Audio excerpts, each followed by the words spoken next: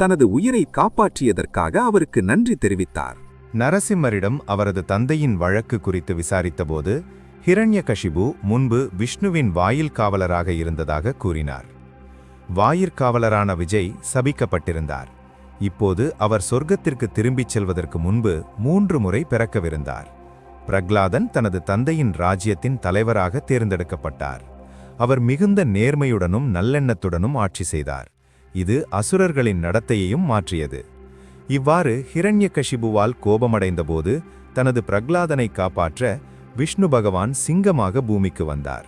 மேலும் அவரது வாயிற்காவலரான விஜயன் சாபத்தை விட முன்னேற உதவினார்.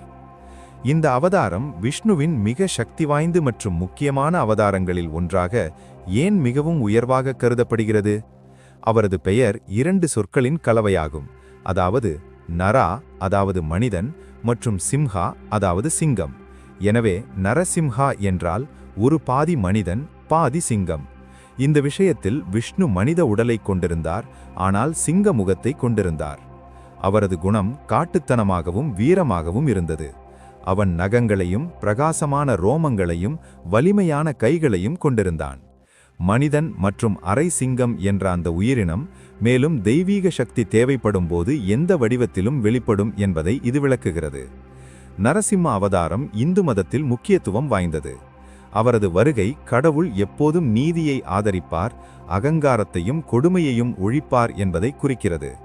நரசிம்மர் பயப்படும் அல்லது எதிர்கொள்ளப்படும் நபர்களை பலப்படுத்துகிறது. மக்கள் தேவைப்படும் போது அவரை தேடுகிறார்கள். தைரியம், பாதுகாப்பு மற்றும் அமைதி. தெய்வீக வலிமை அவர்களை எல்லா கஷ்டங்களிலிருந்தும் விடுவிக்கும் என்பதை அவரது பயங்கரமான வடிவம் நினைவூட்டுகிறது. இந்த இருப்பு உள்ளுக்குள் நம்பிக்கையின் முக்கியத்துவத்தை எடுத்துரைக்கிறது. பிரகலாதனின் அர்ப்பணிப்புதான் நரசிம்மரை வானத்திலிருந்து வரவழைத்தது. உண்மையான பிரார்த்தனைகள் எப்போதும் அங்கீகரிக்கப்படுகின்றன என்பதற்கு இது ஒரு எடுத்துக்காட்டாக அமைகிறது. பிரபஞ்சத்தின் சமநிலையை பாதுகாக்கவும். நீதி ஒத்திவைக்கப்படலாம், ஆனால் அது தவிர்க்க முடியாமல் அந்த நேரத்தில் வந்து சேரும் என்பதுதான் பாடம். இந்த காரணங்களால் தான் மக்கள் நரசிம்ம வழிபாட்டில் ஈடுபடுகிறார்கள். மேலும் அவருக்கு அர்ப்பணிக்கப்பட்ட பல கோயில்கள் உள்ளன. இந்த நம்பிக்கை வழிபாட்டாளர்களை இந்த நடைமுறை தங்களுக்கு புனிதத்தன்மை, மன வலிமை மற்றும் அமைதியை வழங்குகிறது. நரசிம்மர் கருணையின் வடிவமாவார். பக்தர்கள் கூப்பிட்ட குரலுக்கு ஓடி வந்து அருள் புரிபவராவார். நரசிம்மர் 74க்கும் அதிகமான ரூபங்களில் அருளக்கூடியவர்.